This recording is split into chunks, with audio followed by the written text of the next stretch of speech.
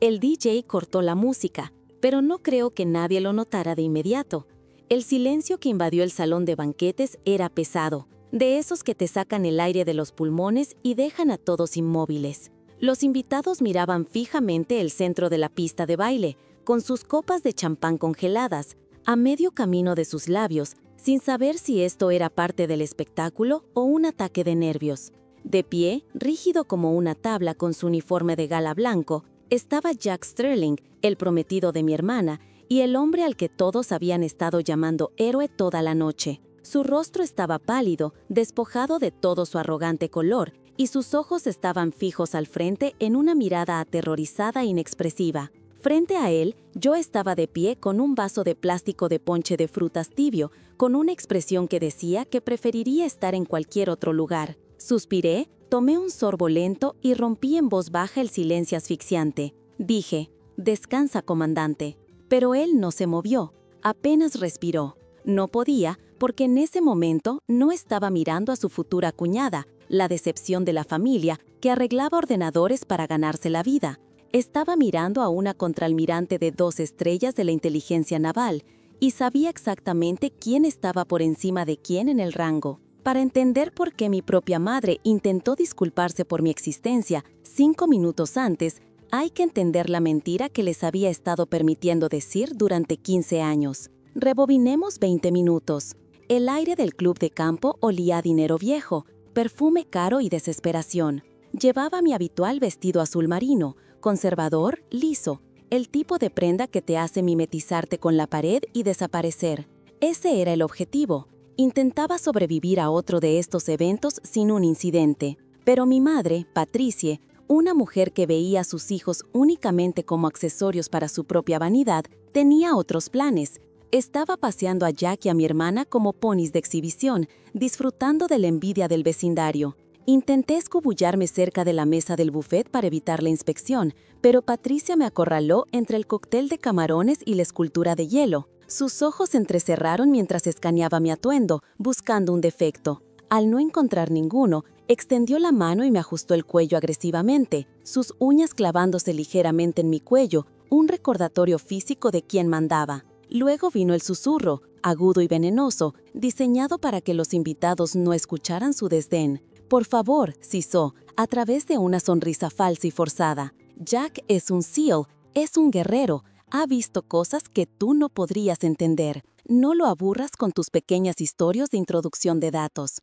La miré fijamente, sintiendo ese viejo ardor familiar en mi pecho. Continuó, bajando la voz. «Solo asiente y sonríe. Deja que Sara brille hoy. Dios sabe que es la única que nos está dando un legado del que vale la pena hablar». Casi me ríe en su cara. Era trágico, en serio. Durante una década les había dejado creer que era una técnica de soporte informático de bajo nivel, arreglando impresoras y reiniciando contraseñas en un sótano en algún lugar. Era más fácil que explicar las autorizaciones de seguridad o los despliegues clasificados. Me miró con tanta lástima, pensando que envidiaba el pin del tridente de Jack. Ella no sabía que las órdenes que enviaban a su equipo al fuego solían pasar por mi escritorio primero. Pensó que estaba protegiendo un héroe de guerra de una aburrida chica informática. No tenía ni idea de que estaba a punto de presentar un lobo a un dragón. Para mi madre, mi vida era un vacío, una clara falta de logros por la que se sentía obligada a disculparse en cada reunión social. En el museo meticulosamente curado de su vida, yo era la exposición polvorosa en el rincón trasero que nadie visitaba. La narrativa que había construido era simple y devastadoramente efectiva. Yo era la desafortunada, la soltera con el trabajo sin futuro y de soporte técnico, que simplemente no parecía ordenar su vida. No era solo que estaba decepcionada de mí, era que le avergonzaba, viendo mi privacidad como un defecto personal que ella tenía que manejar. Luego estaba Sara, la niña de oro de la familia, una mujer que trataba la conformidad como un rasgo de personalidad y cuyo mayor talento era nunca desafiar la visión del mundo de nuestros padres. Sara era guapa, era manejable y, lo más importante, se casaba con un Navy SEAL. Para mi madre, eso era el pináculo del logro humano. Observé desde la barrera cómo planeaban la boda, escuchando a mi madre hablar efusivamente de Jack, el héroe, mientras me lanzaba miradas de lástima. Sabía exactamente lo que estaba pensando. que si solo me maquillara más o hablara menos de libros, quizás podría conseguir un hombre la mitad impresionante que Jack. La ironía de todo era corrosiva, carcomiendo mi paciencia día a día. Pensaban que me había perdido la cena de Navidad del año pasado porque estaba ocupada con el trabajo, una frase que mi madre repetía con exageradas comillas del aire para implicar que yo probablemente solo estaba sentada sola en mi apartamento comiendo comida para llevar. Recordaba esa noche vívidamente, pero no como ellos. Mientras ellos trinchaban un pavo y se quejaban de mi ausencia, yo estaba a 300 pies bajo el agua en el Atlántico Norte, sentada en el centro de mando de un submarino sumergido. No estaba arreglando un router, estaba coordinando una extracción de operaciones encubiertas de un activo comprometido de territorio hostil. Mi realidad era un mundo que ellos no tenían la autorización de seguridad para imaginar, mucho menos para entender. No solo estaba en la Marina. Era la directora de guerra cibérnica de la Oficina de Inteligencia Naval, una contraalmirante de la mitad superior. En mi mundo, no recibía miradas de lástima, recibía silencio y obediencia absoluta. Mis días los pasaba en una SIF, instalación de información compartimentada sensible, donde el aire siempre estaba limpio y frío, y el único sonido era el zumbido de los servidores y los tranquilos tonos secos de la toma de decisiones. Cuando entraba en una sala de reuniones, las sillas chirriaban contra el suelo, mientras capitanes y comandantes experimentados se ponían firmes. Intentaba reconciliar estas dos versiones de mí misma, pero la brecha se estaba volviendo imposible de cerrar. Mi madre criticaba constantemente mi falta de presencia en redes sociales, llamándola extraña y diciéndome que parecía una perdedora para el mundo exterior porque no tenía un Instagram lleno de fotos de brunch. Ella no entendía que mi huella digital era eliminada por el Departamento de Defensa por motivos de seguridad nacional. Mientras ella se preocupaba por los me gusta y la interacción, yo estaba autorizando ataques cinéticos de nivel 5 contra células terroristas confirmadas. Tenía las vidas de miles en mis manos, tomando decisiones que cambiarían fronteras geopolíticas. Sin embargo, tenía que sentarme en la mesa de los niños durante el Día de Acción de Gracias porque Sara necesita apoyo en este momento. La fricción llegó a su punto álgido cuando se enviaron las invitaciones a la fiesta de compromiso. Vi el nombre en la tarjeta,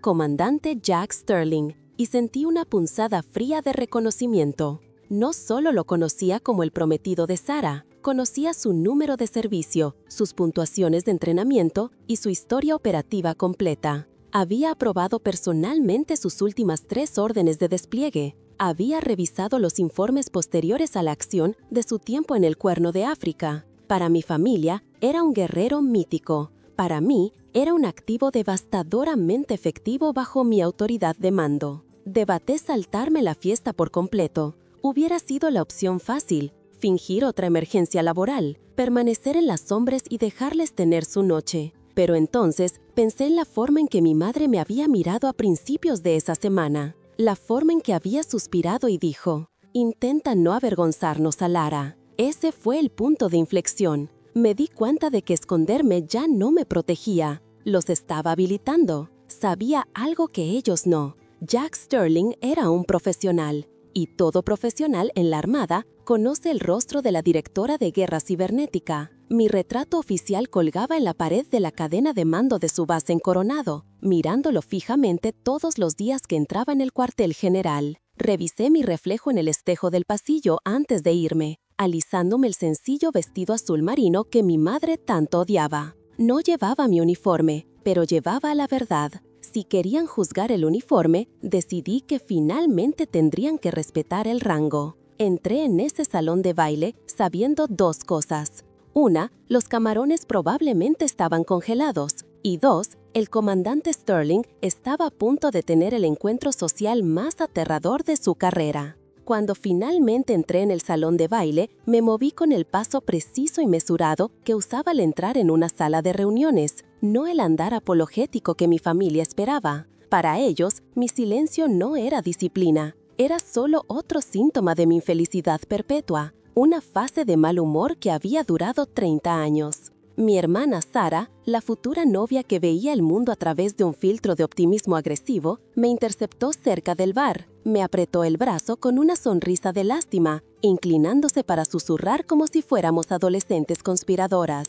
«Jack está tan nervioso por conocer a todos, Ellie», dijo, su voz goteando con descendencia inmerecida. «Así que por favor, intenta no ser tan burocrática. Sé divertida por una vez, ¿vale?» La miré y lo absurdo de la situación casi me hizo reír. Ella se preocupaba de que yo lo aburriera con hojas de cálculo, completamente inconsciente de que la burocracia que ella se burlaba era la única razón por la que su prometido había vuelto a casa de su último despliegue. Tragué la réplica que me quemaba en la lengua, una explicación detallada de cómo ser divertido no extrae a un equipo de un cruce de frontera. Simplemente acepté, añadiendo su comentario al archivo mental donde guardaba cada desprecio, cada cumpleaños olvidado y cada vez que me interrumpían en la cena. Al otro lado de la sala, el ambiente cambió cuando mi madre le hizo señas al DJ para que cortara la música. No estaba satisfecha con solo ignorarme. Necesitaba un elemento para hacer que Sara brillara más.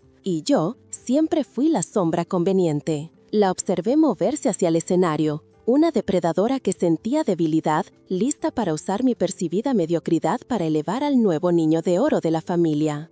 Fue entonces cuando finalmente lo vi claramente. El comandante Sterling estaba de pie cercano a la mesa principal, con su uniforme de gala blanco. Mis ojos instintivamente fueron a su pecho, catalogando las condecoraciones, Cruz de la Armada, Corazo Púrpura y la cinta de campaña del Cuerno de África. Mi pulso se ralentizó. Conocía esa condecoración porque había autorizado los parámetros de la misión para la Operación Arena Roja. No era una extraña, era la comandante táctica que había sido la voz en su auricular. Una persona normal se habría escondido en el baño para evitar la escena, pero mientras veía a mi madre inmovilizarme, algo dentro de mí se endureció. No retrocedí. Caminé hacia el centro de la sala, entrelacé mis manos detrás de la espalda y separé los pies a la altura de los hombros. Un cambio sutil de hermana a oficial. Mamá golpeó el micrófono, sus ojos brillando con la anticipación de una humillación pública. Se aclaró la garganta, preparándose para cavar su tumba. En cambio, estaba cavando la suya propia. La voz de mi madre retumbó por los altavoces, ligeramente distorsionada por el sistema de sonido barato, pero su tono era clarísimo. Me hizo un gesto con un movimiento flojo y despectivo de la mano, como si estuviera señalando una mancha en la alfombra. «Y esta es», anunció, su risa tintineando como cristal roto, «nuestra Tardona. Trabaja con ordenadores en la oficina de retaguardia de la Armada, en algún lugar profundo del sótano, supongo». Hizo una pausa para causar efecto, esperando las risitas educadas de la multitud. Y cuando las obtuvo, retorció el cuchillo más profundamente. «Quizá puedas ayudarla a arreglar su impresora alguna vez, Jack. Estamos tan avergonzados de que ni siquiera pudiera vestirse para una noche tan importante. Pero ya sabes cómo es. Algunas personas simplemente no tienen esa chispa». Me quedé allí inmóvil, dejando que la humillación me invadiera por última vez. Era un peso familiar, la misma pesadez que sentí cuando olvidaron mi graduación universitaria, la misma frialdad de cuando me pidieron que me sentara en la última fila, en la boda de mi prima, para no arruinar las fotos. Vi a Jack girarse hacia mí, con una sonrisa educada y condicionada pegada en su rostro, listo para estrechar la mano de la chica informática y seguir el juego de mi madre. Parecía relajado, seguro, hasta que nuestras miradas se encontraron. El cambio fue instantáneo, violento y absoluto. Fue como ver dispararse un interruptor de circuito detrás de sus ojos.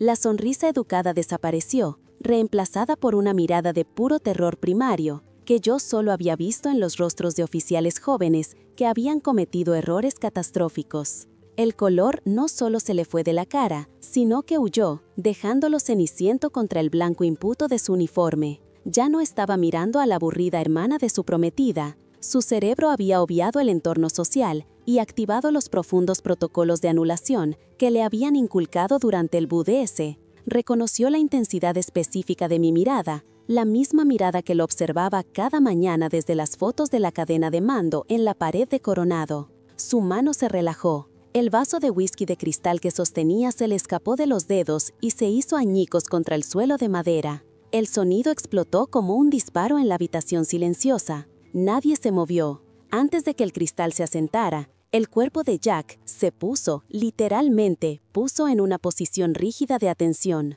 Su columna se enderezó como si estuviera electrizado. El aire abandonó la habitación. Luego ladró, su voz quebrada con el tipo de volumen usado para cortar el ruido de combate. «¡Almirante a bordo!». Su mano voló a su frente en un saludo tan preciso que vibraba con adrenalina. «Contraalmirante Kent, señora», gritó, mirando a 1000 yardas a través de mi frente. El sudor le brotaba instantáneamente en su frente. «No lo sabía. No tenía idea de que usted era la...». Se atragantó con las palabras, incapaz de reconciliar la figura terrorífica de sus informes con la mujer de pie junto al fuiché. Mi madre, bendito sea su corazón ajeno, soltó una risita nerviosa y confusa. Ella tocó el brazo de Jack, tratando su pánico como una linda peculiaridad social. «Jack, cariño, deja de molestarla», arrulló, intentando bajarle el brazo. «Es solo, no tienes por qué». Jack se apartó de su toque como si ella fuera radioactiva. Rompió el protocolo suficiente para espetarle, su voz temblando con miedo genuino.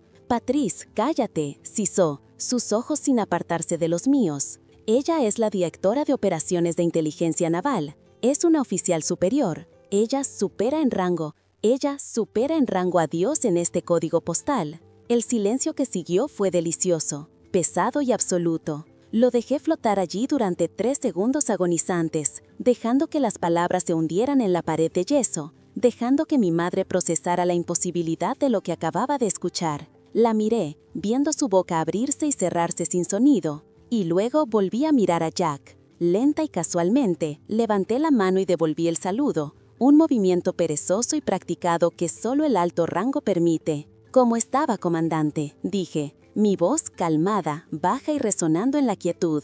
«Y felicidades, Sara es una mujer afortunada». Jack no se relajó, permaneció en posición de firmes, sudando profusamente como si quisiera atravesar las tablas del suelo. «Gracias, almirante», susurró. El silencio en esa sala era pesado. Ya no era el silencio de la confusión, era el silencio de un cambio de paradigma. Mi madre me miró, y por primera vez no vio su decepción. Vio lo que la Armada de los Estados Unidos veía: autoridad.